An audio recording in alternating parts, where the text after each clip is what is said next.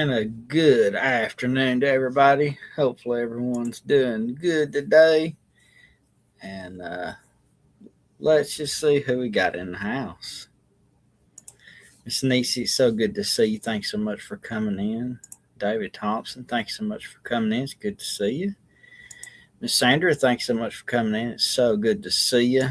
Good to see each and every one of y'all for our first live stream of 2026. Can you guys believe it? Already 2026. I apologize for not going live in 3 weeks, but we've just had so much going on. We've had Christmas and then New Year's, then my brother's birthday, and then my birthday. Just so much stuff going on. Just had a really good time, and we've missed y'all to pieces, but so good to be back. Just wanted to kind of go over last year our stats, whatever you want to call it. What we did last year for views and subscribers and videos and live streams, and let's talk about the numbers, what kind of numbers we did last year. So last year, for the 2025 year, we had 37,918 channel views, which I know there's some big channels that gets that in one video. For us, we are so grateful. Who would think that even one single person would ever watch this channel? So thank y'all so much for that. Our total channel views today is 141,707. Like I said, some channels, there's millions, tens of millions views. We're just not that, but we appreciate that. And welcome in, Miss Betty. Thanks so much for coming in. Rachel, so good to see. Thanks so much for coming in. Appreciate it. Good to see everybody.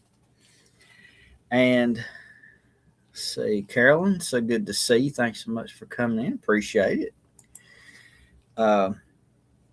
For the last year's subscribers, we gained 432.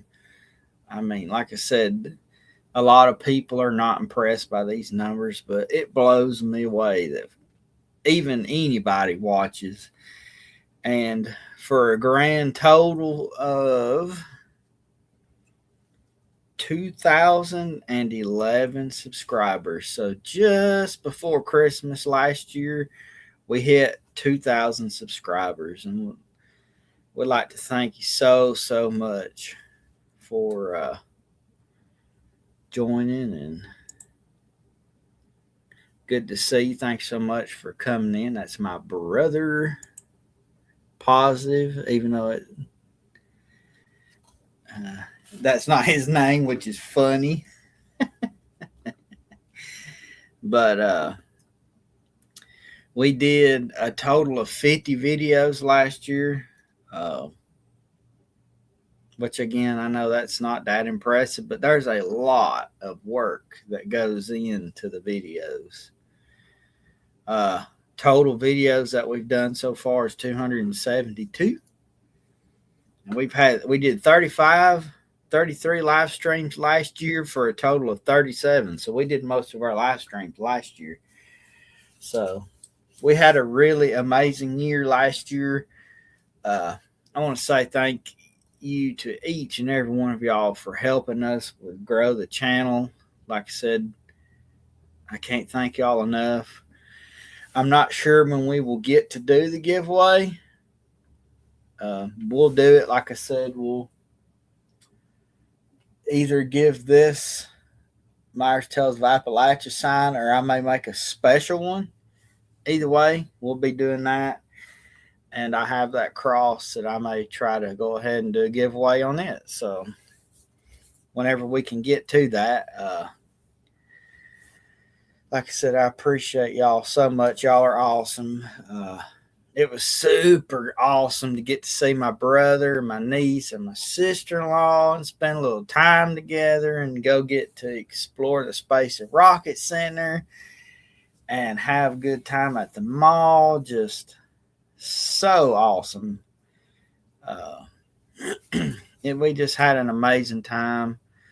Uh, my dad really enjoyed it, and we just had an amazing time. Happy belated birthday to my brother because his was on January the 1st, and mine was on the 3rd. So thank you so much for that. And I actually need to look up something right quick before I get too far into this. Um, I want to say in the last video that we did, right, yes, James Wallace left a prayer request in the comments. And yeah, we're going to pray for that. I just wanted to kind of read y'all the comment that he left. It says, I'm in need of a miracle from God. With the issues I'm having with my lungs, I didn't think I was going to make it to see my birthday yesterday. When I was in the hospital twice within 2 weeks before Christmas, and it said God blessed him and he got to come home Christmas Day so that he could be with his family. So everyone out there, it says, please keep me in your prayers for healing for my lungs. And it says in February, he's going to be going for another scan of what showed up in October. So I wanted to come on here while we got all you guys on here. I wanted to say a prayer for him because he's having trouble, and that's what we do. So, and then I'll do an unspoken for everyone else that needs it. So, dear Lord, please, we're coming to you today and holding up our awesome brother James Wallace. He's having so many health issues, and I know you got the answer in the palm of your hand. So if you put your hand on him and bless him and just help ease his pain and ease his mind and help come up with an answer, which I know you've got one, where he can be in peace instead of always having to worry about these troubles. And anyone else that needs prayers, Lord, we just hold them up too. And we ask this in your awesome name. Amen. So I just wanted to do that because he sure needs it. We all need some sort of prayers and help, and I sure hope that he keeps his hand on our channel and helps it continue to grow and all that good stuff. So now I guess I'll get me off this old screen and we'll get into our story. Today's story I found just a little bit about 5 o'clock. It's a rather sad story, but it's a heartwarming one to go right along with the sadness. So y'all sit back and let's get into it. It says, let's see, this isn't a ghost story, but it is one of some very usual phenomena witnessed by more than just myself, and it's all true. It was Christmas Day. We were making the rounds, visiting family members and exchanging gifts. The last stop was my grandfather's house. As my grandparents played cards with my grandfather and his second wife, my brother and I were watching the TV. The news had come on, and the lead story was of a small local store that had burnt down as well as the home attached. All the family members were assumed dead. It wasn't until I recognized the new telephone booth when I realized that was our home, our store that had burnt to the ground. This was devastating to my family as we not only lost our home, but the only source of income as well. I was especially hurt and angry. I took it personal. The home burning on a holiday, at that time, an insult. One night, weeks later, as I lay trying to sleep, crying over the death of our dog, who'd only had for 9 years, I begged God to allow me to go back and say goodbye to the home and dog I so dearly loved.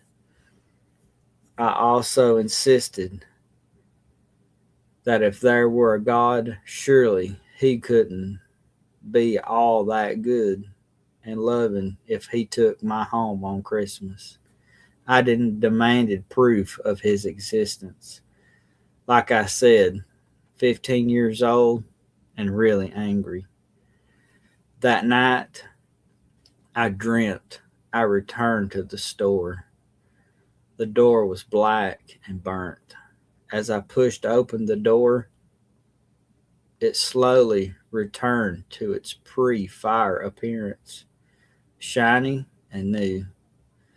I made goodbyes and lingered over my family heirlooms that I sorely missed, held my dog, and let her know that I loved her. I left the way I came, pushing the shiny door open and watching it return to its blackened husk. It was when I first approached. Mind you, in reality, there was no door left behind. All right, hold on here. Welcome in, Daryl. So good to see you. Thanks so much for coming in. I felt at peace when I woke up, feeling as if my wish had been granted. I heard my father yelling that he smelled smoke and rushing around the apartment trying to find the source. I assumed that my room was fine and went to the bathroom, rubbing my eyes to get the sleep out and trying to retain the wonderful feeling of the dream. I went and looked in the mirror. Where I had touched my face was covered in soot. I smelt like smoke. My hands looked as if I had pressed them flat against black ash. I was in shock. I walked out of the bathroom and stood in front of my father, who was now accusing me of causing the smoke smell. Just freaked out of my mind. There was no physical way for me to get to the site of that store that had burnt. No fires, no ashes, or anything had been burnt in the apartment. My mother came out and saw the soot and black ash on my back, but it was soot. For days afterward, everywhere I went, every single person that came near me complained of the smell of smoke. I couldn't shake it. Sometime after that, when we were digging through the remains of the home, trying to find something, anything that had survived, we found only this: a Bible and the cover of the album Jesus Christ Superstar. Now, I know that isn't a ghost story, but it has some pretty serious religious overtones. Allow me to state that my family has never attended church, and to this day, none of us are connected to any organized religion. But I do have my answer, my proof, and I got my wish. To that, I say goodbye. Wow, what a story. What a tragic story, too. Could you imagine just visiting family on Christmas Day to see a news broadcast and realize that your home and your store burnt to the ground? And of course, being a teenager like that, your whole world ended. And when you lose a pet like that, it's just like losing a child, and being angry at God and asking if there's any God let you be able to go back and say your goodbyes, to only dream about it. But when you wake up, the smell of smoke is emitted into the room and you're just covered in soot as if you actually went there. Man, just a crazy story, but such a blessing. It was something that kid needed to experience. And I guess, like Jared always says, you can't always see the wings on an angel, and you can't always see God face to face, but you know He's there. All right, guys, let's get into this second one. This one's called Grandpa's Last Cup of Coffee. All right. It says, my maternal grandmother was a practical, down to earth woman, having been in a substance farming family throughout her life. If you didn't grow it, you didn't eat it. If you couldn't trade for it, you didn't have it. They grew their own food, butchered their own hogs and chickens, and wore clothing made of blue homespun and later from feed sacks. Made soap from ashes and rendered lard, made medicine from plants that grew wild. There was never time in her life for fantasy or wishful thinking, and she was religious, having attended Ozarks Community Meeting House Church all her life. She would never tell a story. Lying was serious evil in her eyes, no matter how small the story. Nevertheless, she experienced paranormal phenomena all her life. She took it in her stride, figuring God was in heaven and knew what he was doing. So it was all right by her. In fact, she considered one particular experience to be a sort of gift from God.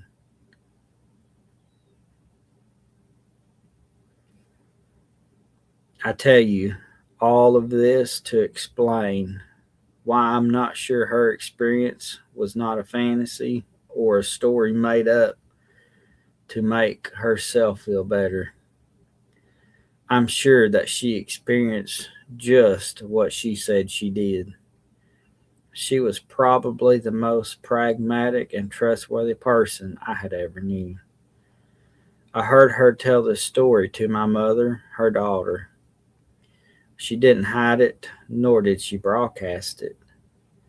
I made sure to be unobtrusive because as a youngster, you never knew at what interesting point of conversation they might notice you listening, considering the subject to be unsuitable, and ask you to leave. Grandma and Grandpa had been married since they were very young. They had been together all their lives. They were in their 70s, I believe, when Grandpa died. They had eaten breakfast. Then Grandpa headed to the front porch like he always did. Grandma would clean up in the kitchen, make a fresh pot of coffee, and join him on the front porch to talk and pass the morning together. As he left the table, Grandma asked Grandpa if there was anything else he wanted, and he said just a cup of coffee was his reply, and he headed through the small house to the porch. Before he got there, he fell to the floor.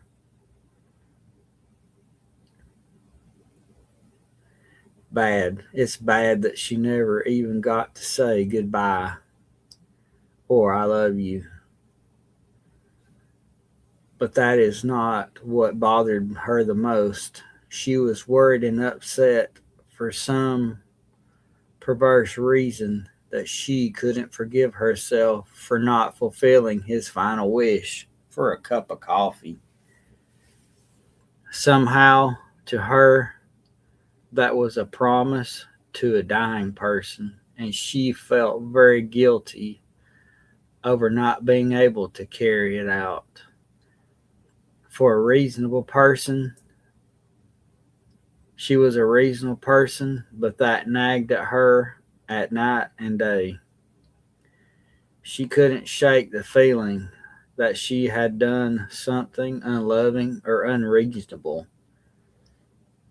One night, several months after Grandpa's death, she was lying in bed, going over it all, wishing she could somehow given him that last cup of coffee he wanted.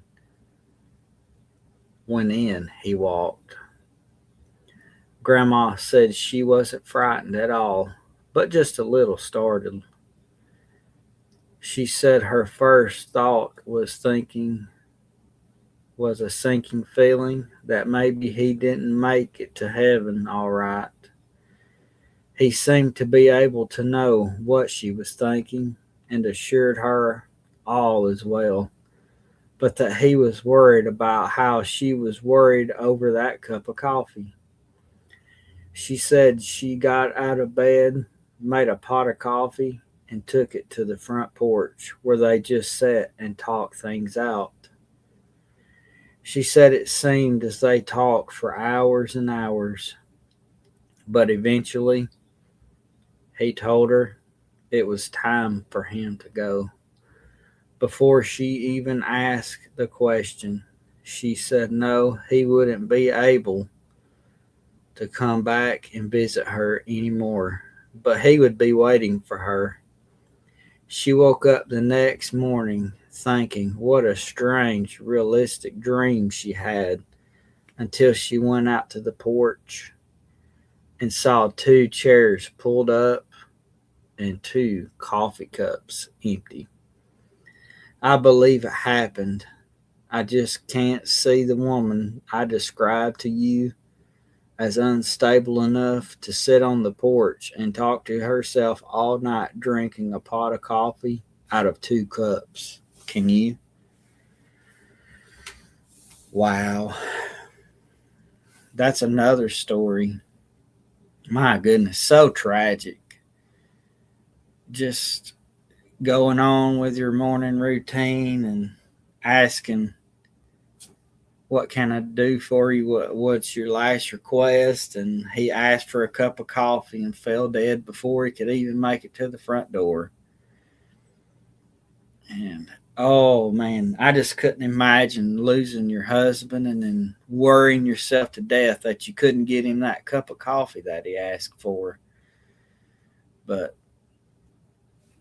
it was meant for him to come back and put her at ease and ease her mind that he wasn't really worried about that cup of coffee. And but what a special moment it had to be when he came back and sat with her one last time and drank that cup of coffee. It put her to ease, and she didn't no longer had to worry about it, and she knew he made it all right. My goodness. That's such a special story, and the two stories that I found tonight, man, I absolutely love those. Both of them are tragic, but in the end, they both had sort of an answer from the Lord. He answered their prayers. The boy getting to say his goodbyes during the dream, and the lady getting to see her husband one last time. I mean, we don't get to see a lot of those kind of stories very much because people hide them. People hide a lot of their haunted stories as well, but um, Like I said, I want to thank each and every one of y'all for joining us tonight for this awesome little live stream, the first one of the year. Uh, I want to send a special thank you to our awesome brother David Blair for sending the stories that he has the last few weeks, as well as Nisi herself. And I really appreciate those stories that they send in. They kind of help me out in content because sometimes it's just hard to figure out what am I going to do this time. And the videos, you guys, if I can get it done, uh, coming out tomorrow, it's going to be brought thanks to my brother. Uh, he, I guess he's kind of curious, like I am a little bit, interested in history that's taking place right here, and he came across a tragic story that happened in 1981 that happened 20 minutes from here. And on my channel here on Myers Tells of Appalachia, I'm telling the story of what happened and uh,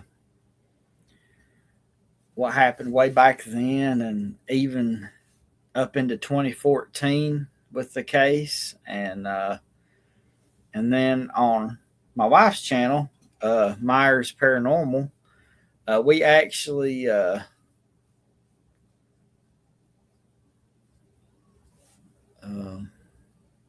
we actually go and in search of the man's final resting place and find it. And we try to use some apps and just see if we can't get some responses out of it. So if y'all want to watch that video, it'll be coming out sometime. We just went and filmed it about a week ago or so. So I'm not sure when she's going to get it ready, but once it's ready and up, I'll let y'all know so you can go see it. You can see his grave, and it's very interesting indeed. But like I said, I want to thank each and every one of y'all for coming out. Really appreciate y'all's support this last year. Looking forward to another awesome year this coming year.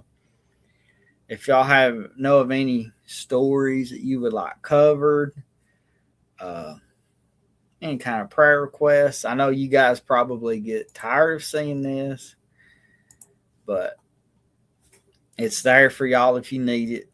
Myers Tells of Appalachia at gmail.com. It's there for you guys, prayer requests, whatever. There's that. And the P.O. Box. If you guys want to send cards of any kind or a story you handwritten, any of that stuff, that's our P.O. Box. I haven't went and checked it in about a week. I need to go back and check it.